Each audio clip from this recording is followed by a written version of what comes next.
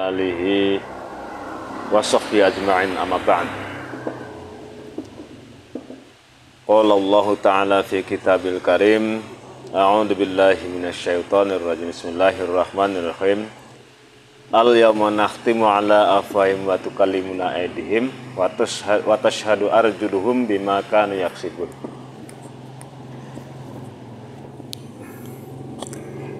Teman-teman Nirmas dan hadirin, pada kesempatan hari ini, yakni dalam rangka kajian kitab secara rutin, pada kesempatan ini Allah Subhanahu wa Ta'ala sebelum kita lanjutkan beberapa materi yang akan saya buka, yakni 3 cara Allah mengawasi makhluknya. Jadi secara logika saja, kalau kita punya rumah, setidaknya kita menjaga rumah kita dengan kunci pintu depan, kunci pintu belakang, bahkan kalaupun yang menggunakan gerbang ada, bahkan lebih dari itu juga ada yang menggunakan sampai dengan security, satpam. Orang yang barangkali lebih elit lagi, yang banyak hartanya, bisa jadi ada CCTV, ada juga security dari pihak yang wajib dan lain sebagainya. Nah, itu cara kita untuk menjaga, mengamankan apa yang menjadi hak milik kita. Begitupun Allah, sama, ada upaya untuk menjaga apa yang Allah miliki.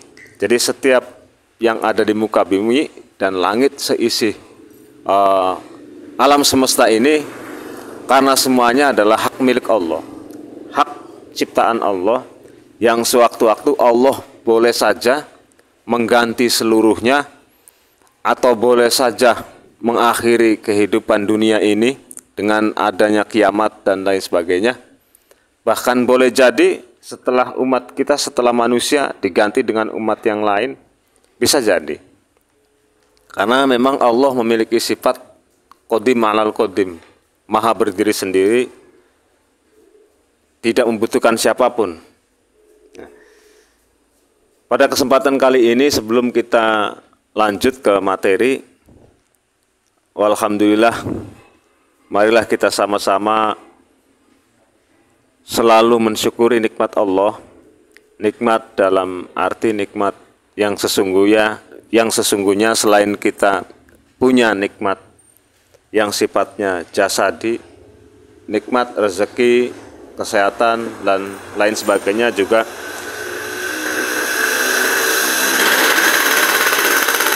yang patut kita syukuri adalah nikmat iman dan Islam. Alhamdulillah, tanpa kita belajar banyak juga, karena kebetulan, bayangkan kalau emak bapak kita adalah umat beragama lain. Ini bukan saja kebetulan, tetapi memang Allah sudah mengatur semuanya. Itu saya kira lebih dari nikmat.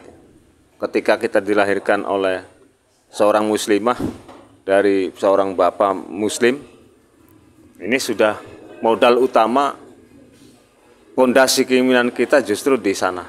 Jadi saya kira ini nikmat yang sangat besar yang Allah berikan kepada kita semua. Karena bayangkan saja kalau memang kita ini lahir di kalangan orang kafir, ya tentu tidak akan mengenal Allah.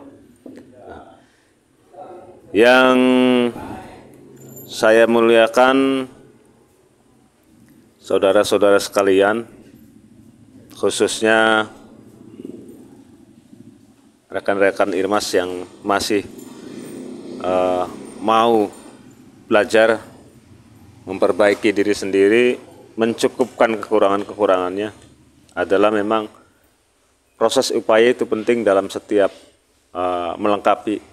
Jadi memang Allah menyediakan jalan-jalan lain.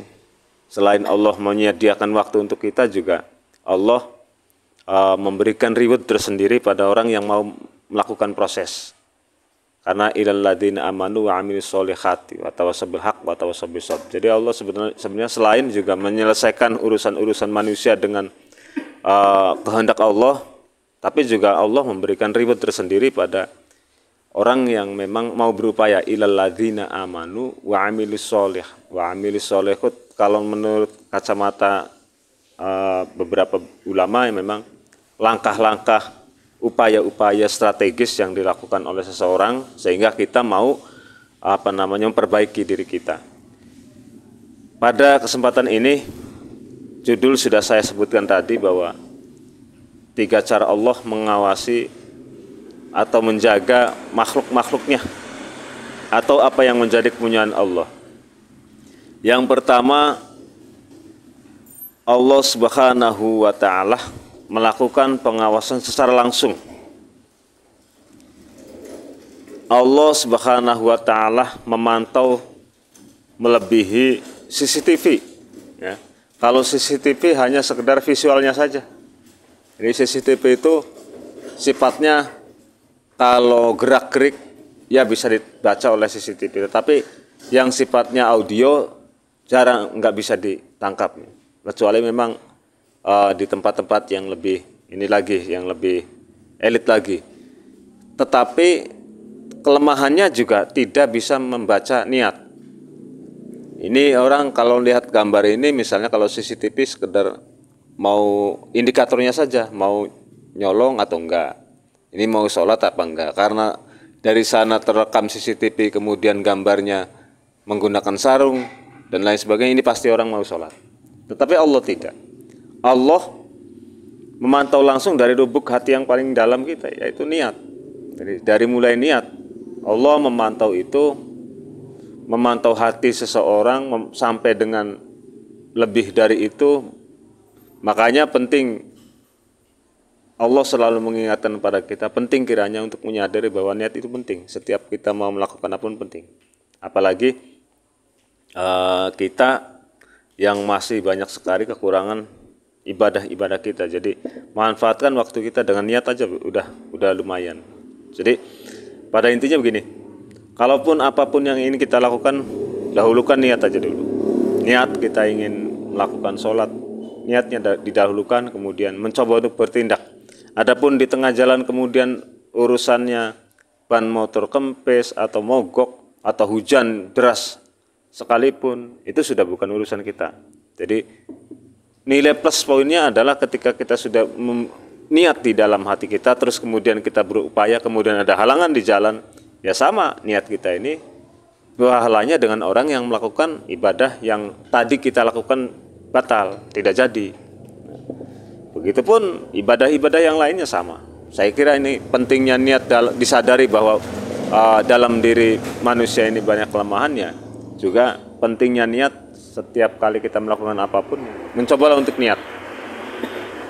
Pak, gimana kalau kita ini ingin menyempurnakan Islam kita, kemudian kita sudah berniat untuk berangkat haji? Ya, saya kira sah dan akan sama nanti ketika upaya kita pun, misalnya sampai pun akhir hayat kita enggak beribadah haji, Allah tetap mencatat bahwa niat kita untuk beribadah haji ya tetap pahalanya akan sama dengan orang yang berangkat haji. Tetapi kapan itu bisa dilihat? Ketika manakala kita sudah tidak ada dalam dunia ini atau sudah meninggal dunia. Karena tidak cukup saja dengan niat. Ketika kita memiliki niat, kemudian uangnya ada, kesehatannya bisa, kemudian kita nggak jadi ke sana, ya itu niat kita batal. Tetapi ketika memang kita ini memulai niat, sedikit-sedikit kita mulai mencoba nabung, terus kemudian sampai akhir hayat kita tidak bisa berangkat haji, itu urusan lain. Tetapi pahalanya sama tidak dengan orang yang berangkat haji? Sama. Nah, karena Allah mencatat setiap pekerjaan kita ini dengan cara yang pertama niat dulu. Yang kedua, Allah Subhanahu wa ta'ala melakukan pengawasan secara langsung melalui Allah sendiri tadi. Yang pertama melalui Allah sendiri. Yang kedua, Allah mengawasi kita, yakni dengan malaikat. Dalam Al-Quran dinyatakan id yaqtaqallaqul anil yamini anil samali fa'id. Ketika dua orang malaikat mencatat amal perbuatannya, seorang duduk di sebelah kanan dan lainnya duduk di sebelah kiri. Jadi selain Allah juga memberikan fasilitas, memantau kita secara langsung, baik gerak-gerik kita maupun sampai dengan niat kita untuk melakukan ibadah dan lain sebagainya. Allah juga memfasilitasi setiap kelahiran manusia itu dengan malaikat. Malaikat yang khusus mencatat amal-amal baik. Jadi Allah memberikan fasilitas kita manusia. Allah memberikan fasilitas malaikat yang diturunkan setiap anak Adam lahir itu dua orang malaikat, dua makhluk malaikat. Yakni di sebelah kanan kita adalah malaikat yang selalu mencatat amal perbuatan yang baik, dan sebelah kiri kita adalah malaikat yang selalu mencatat perbuatan-perbuatan buruk kita. Jadi usahakan malaikat yang mempunyai tugas mencatat kita amalan-amalan kita dengan amalan-amalan yang buruk, usahakan kira-kira nganggur, banyak nganggurnya. Iya. Ya, kalau bisa upayakan kira-kira nganggur nih, pulpen nggak jalan-jalan. Mudah-mudahan saja ketika mulai dicatat kemudian pulpennya rusak karena nggak dipakai-pakai. Kan logikanya seperti itu. Jadi malaikat ini memang diberikan tugas oleh Allah Subhanahu wa taala untuk mencatat langsung apa yang kita lakukan sebagai amalan-amalan baik kita kepada Allah Subhanahu wa taala dan amalan-amalan buruk kita kepada Allah Subhanahu wa taala pun dicatat. Jadi nanti di kemudian kelak Allah Subhanahu wa taala mendapatkan laporan juga dari malaikat. Selain Allah Subhanahu wa taala memantau manusia langsung, juga ada laporan dari malaikat. Misalnya si Hasan, catatan kebaikannya full, penuh misalnya. Maka malaikat yang khusus mencatat keburukan-keburukan sedikit, maka hisabnya pun akan sedikit. Penting, kenapa tadi saya sampaikan niat itu penting juga tadi, karena banyak pekerjaan-pekerjaan ibadah itu pada akhirnya adalah tergantung niatnya. Maka saya kira setiap pekerjaan kita dimulai dengan niat. Apalagi tidur ya. Sayang kalau tidur kita nggak pakai niat. Karena selama kita tidur itu berarti 8 jam sampai 10 jam itu, kalau niat kita kemudian ibadah, tidur itu menjadi ibadah. Maka selama kita tidur itu ya dapat pahala. Sama dengan kita melakukan ibadah juga. Maka jangan, walaupun memang kesannya sepele, tidur kelihatannya ya besok lagi juga bangun lagi. Jangan salah, kalau tidur itu sebetulnya proses kematian kecil. Hanya mati tapi hanya sementara. Tetapi manakala kita menjelang tidur itu tidak lupa dengan doa, tidak lupa dengan niat. Adapun kita misalnya sedang tidur kemudian meninggal dunia, kita sudah niat dan lain sebagainya, mudah-mudahan insya Allah itu kita sama saja dengan keadaan berdoa, keadaan kita lagi ibadah. Nah, maka penting kalau tidur itu kan secara jarang ya. Maksudnya ketika kita tidur hampir ingatan kita pun diistirahatkan. Karena tubuh, akal dan pikiran itu di saat itu istirahat. Dalam rangka penyegaran kembali. Kalau dalam ilmu biologi, reproduksi. Jadi setiap sel-sel yang mati itu mulai tumbuh lagi, hidup lagi. Jadi setiap kita tidur itu seperti itu sebetulnya. Tetapi alam ruh kita kemana? Ya diistirahatkan juga. Ada yang kemudian bermimpi dan lain sebagainya. Kalau ketika kemudian kita bermimpi adalah bertemu sesuatu yang baik, kadang kita bangun tidur pun rasanya enak. Tetapi kalau kita juga bermimpinya mimpi yang buruk, kadang sampai bangun tidur pun rasanya kebayang-bayang nggak enak. Nah itu. Tapi nggak penting itunya. Tapi yang penting manfaatkan setiap tidur kita sebagai ladang ibadah ya. Jadi niat dengan niat. Maka jangan tidak melupakan, jangan mengesampingkan doa dalam setiap tidur kita. Karena boleh jadi bangun tidur kita ketemu langsung di surga atau di neraka. Itu yang nggak diinginkan. Makanya manfaatkan inilah. Yang ketiga, Allah memantau ataupun mengawasi, menjaga umatnya melalui tangan, mulut, telinga, dan indera yang kita miliki. Al-yawma nakhtimu ala afwahim wa tukallimuna aydihim wa tashhadu arjuluhum bima kanu yaksibun. Jadi ketika kita sudah di hadapan Allah, kalau kita di dunia ini berurusan dengan makhluk ciptaan Allah, bahkan dengan Allah pun, mulut kita masih diberikan kebebasan membela seluruh anggota tubuh kita. Mulut kita diberikan kebebasan oleh Allah untuk menyelamatkan tubuh kita. Karena kadang-kadang kita manusia itu media komunikasinya menggunakan mulut, lidah. Itu perangkat yang Allah berikan kepada manusia untuk membangun komunikasi. Tetapi manakala kita sudah di hadapan Allah, sudah diistirahatkan pula lah mulut yang kita miliki ini. Maka siapa yang akan menjawab langsung? Tangan, kaki, mata, hidung, dan seluruh anggota tubuh kita yang akan menjawab. Di saat itulah mulut kita sudah tidak lagi membela anggota tubuh kita. Di saat itulah mulut kita sudah tidak lagi dapat memberikan alasan-alasan di mata Allah Subhanahu wa taala. Selama hidup kita Allah memberikan pertanyaan pada anggota tubuh kita, tangan kita buat kemana?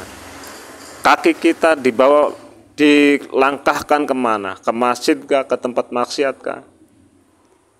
Mata kita untuk melihat apa? Apakah untuk membaca Al-Quran? Ataukah semata-mata untuk hanya maksiat? Telinga dan seluruh yang ada pada anggota tubuh kita ini nanti akan menjadi saksi di hadapan Allah Subhanahu wa taala. Jadi alangkah baiknya kita dari sini harusnya sudah menyadari bahwa kalau hari ini kita masih dapat membela diri kita di mata orang tua kita, di hadapan orang lain dengan mulut kita menjawab A, kenyataannya B, ataupun yang sekedar mempermanis, yang tadinya agak niatnya nggak benar, kemudian mulut kita selalu mengatakan sesuatu yang benar, itu juga sama. Ketika di hadapan Allah sudah nggak berlaku lagi. Hanya seluruh anggota tubuh kita yang nggak bisa, yang secara langsung atau tidak anggota tubuh akan sesuai ngomong apa adanya, yang sudah apa yang diperbuat. Karena nanti urusannya di mata Allah Subhanahu wa taala.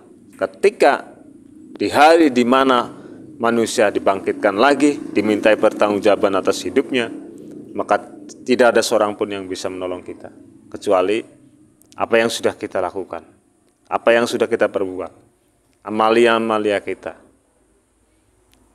Kalau amalia kita banyak yang bernilai positif, kalau amalia kita banyak yang bernilai ibadah, maka secara otomatis amalia-amalia itu sebagai penolong buat kita.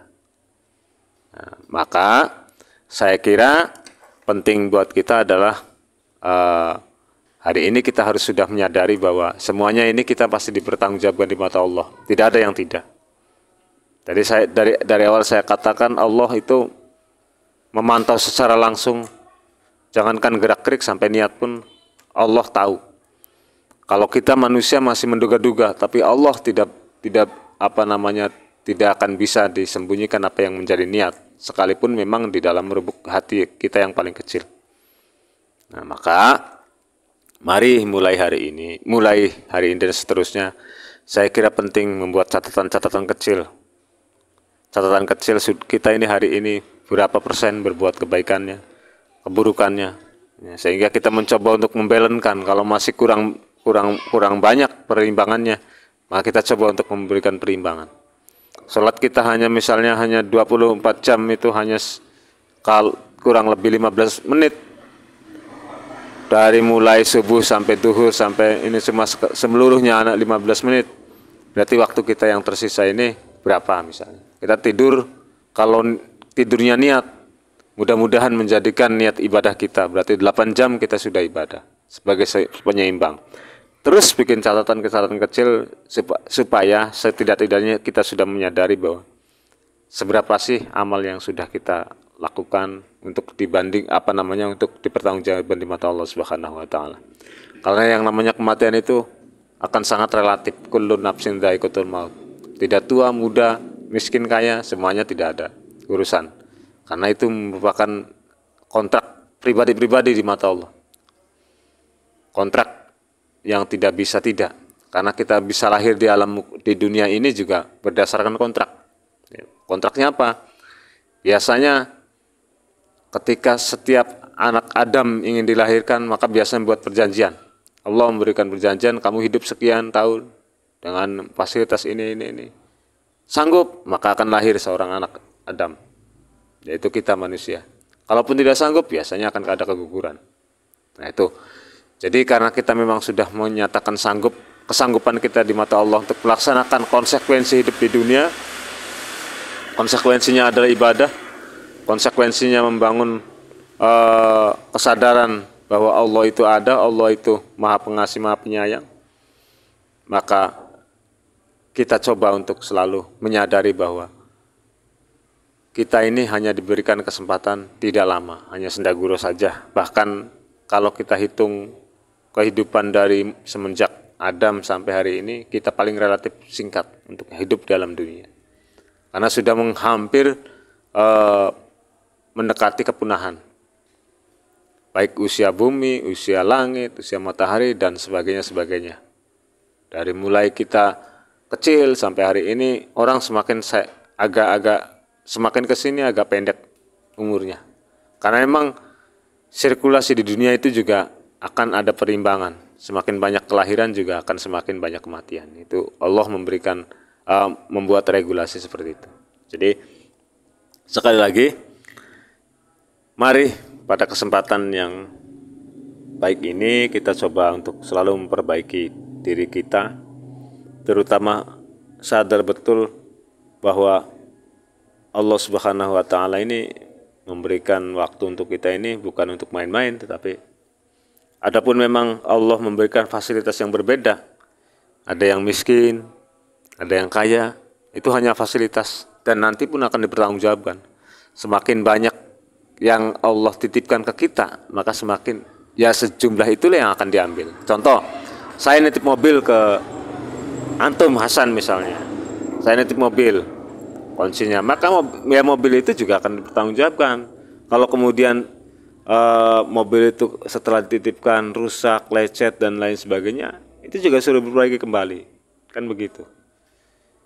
Semakin ringan Allah memberikan titipan di dunia ini juga semakin sedikit pertanggungjawabannya. Jadi jangan dikira kemudian hari ini kita diberikan uang melimpah kemudian di hadapan Allah makin baik. Nah, semakin banyak pula yang dipertanyakan untuk apanya, dari mana, untuk apa, dan dikemanakan. Begitupun jangan dikira kita tidak memiliki apa-apa yang miskin kemudian lepas landas tidak ada pertanggungjawaban. Ya sama. Waktu yang diberikan itu juga pertanggungjawaban setiap detik, setiap menitnya. Sudah kemudian kita ini misalnya nggak punya apa-apa, bodoh, terus sombong lagi. Wah, parah ini. Parah. Ini udah parah. Makanya Allah itu secara kualitas mengukur seseorang itu bukan dari dia kaya, miskin, tetapi pada esensinya adalah Allah memberikan kita atau manusia ini waktu dan kesempatan dan seluruh fasilitas-fasilitasnya yang berbeda-beda tentunya, ada kaya, miskin dan lain sebagainya. Ya harapannya adalah mampu menggunakan sebagaimana mestinya, dengan baik-baik, sebagaimana mestinya. Barangkali saja karena Allah itu Maha Pengasih dan Maha Penyayang. Perbedaannya pengasih itu Allah memberikan kasih sayang, memberikan rezeki kepada siapapun yang ada di muka bumi ini, baik orang yang beriman, orang yang tidak beriman sama diberi rezeki, diberikan kebebasan. Tetapi Allah Ar-Rahim itu hanya milik orang-orang yang beriman, manakala Allah menilai belum siap.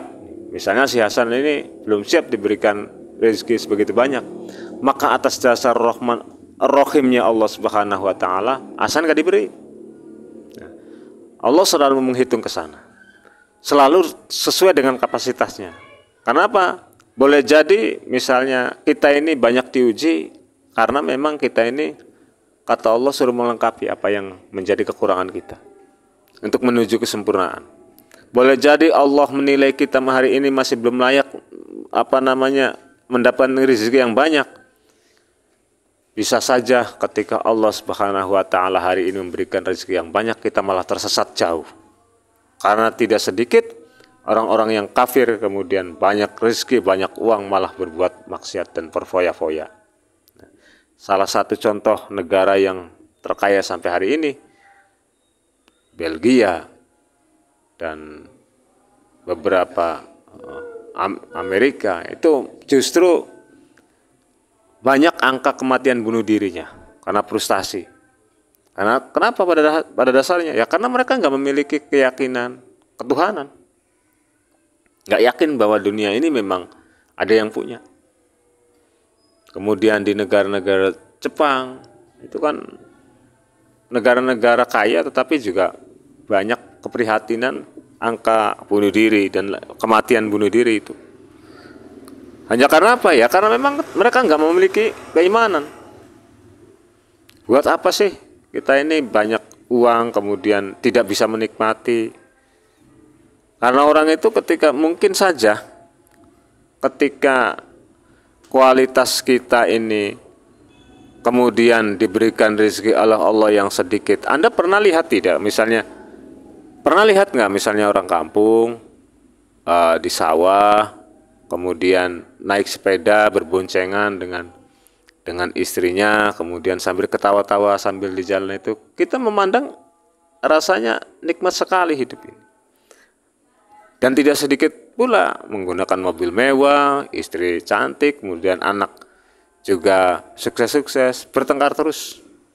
Itu sekalipun perbedaan kualitas, perbedaan apa yang dimiliki masing-masing, tetapi ketika berbicara nikmat itu juga relatif. Ada juga misalnya kita orang kaya kemudian tidak bisa menikmati kekayaannya karena dia dicegah oleh dokter untuk tidak makan ini, untuk tidak makan garam, untuk tidak makan nasi. Betapa susahnya dan menderitanya. Maka kita memang balik lagi pada nikmat itu sendiri seperti apa sih ya? Nikmat yang kita miliki hari ini, ya mencobalah kita untuk berterima kasih pada Allah. Seenggaknya kita mampu berterima kasih. Karena berbicara nikmat sehat, ternyata tidak jarang orang jatuh miskin gara-gara sakit. Kalau kita merasakan sakit, maka mahalnya sakit. Jadi kita sekalipun nggak punya harta yang berlimpah, cukup kita sehat, kita syukuri bahwa ini nikmat Allah yang tidak bisa terhingga. Begitupun nikmat iman dan nikmat Islam. Saya kira di awal narasi yang saya sampaikan adalah nikmat iman Islam itu bukan bukan tiba-tiba kemudian saya kira nikmat yang besar. Kenapa nikmat yang saya katakan besar? Kita bayangkan saja kalau kita lahir misalnya dari keturunan kafir. Kita dilahirkan dari bapak emak kita Islam saja kadang-kadang nggak percaya. bahwa sholat itu memang perintah, bahwa zakat itu memang perintah, bahwa berbakti ke orang tua itu juga bagian dari perintah. Apalagi misalnya kita dilahirkan dari orang kafir. Kan banyak Pak, kalau ada yang menjawabkan banyak Pak, yang kafir kemudian kamu alaf sampai masuk Islam. Iya banyak, tetapi berbicara persentase ya kecil sekali. Kecil sekali. Nah, nikmat yang paling tak terhingga manakala kita memang dilahirkan dari tengah-tengah umat muslim, dari mak bapaknya muslim, sehingga kita memang merasakan nikmat muslim itu kadang-kadang secara langsung atau tidak kita rasakan. Kalau kita belum pernah diuji keislaman kita memang agak repot, sulit jadi kita manfaatkan. Jadi kalau ada teman-teman yang pernah di luar negeri, teman-teman yang pernah di tempat-tempat kebanyakan penduduk non muslim, itu mereka merasakan kesusahannya, kesulitannya. Kesusahan apanya? Kesulitan mereka untuk, kalau di Indonesia di mana saja bisa sholat, bahkan jangankan di tiap desa, di setiap blok kita bisa numpang sholat musola, di masjid, sampai di pelosok-pelosok pun yang namanya musola banyak. Tetapi ketika banyak negara di luar sana yang penduduknya banyak non muslim, agak kerepotan sana. Pengen hanya sekedar hanya rindu dengan azan di kampung saja agak susah. Itu nanti dirasakan kalau Anda memang pernah nanti di setelah selesai sekolah kemudian merantau ke negara lain. Saya pernah punya teman, dia kerja di Jepang, kebetulan di laut. Dia rindu beberapa kali ketika yang dirindukan pertama kali apa ya, azan. Sekalipun dia nggak pernah sholat di rumah.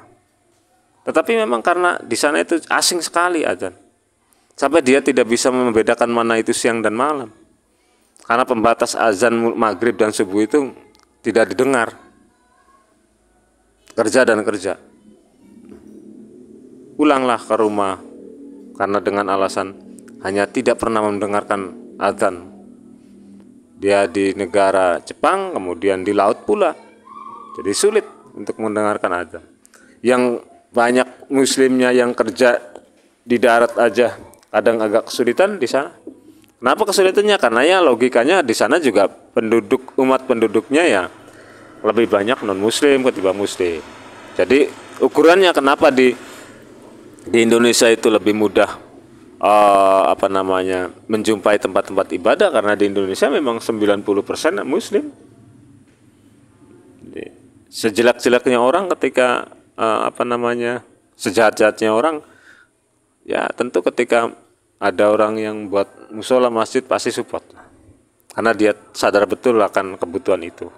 Nah, sekali lagi mari kita coba perbaiki setiap diri kita, dan tentu ada 3 hal yang harus kita sadari dalam hidup ini, ya tadi bahwa Allah itu memang menjaga kita.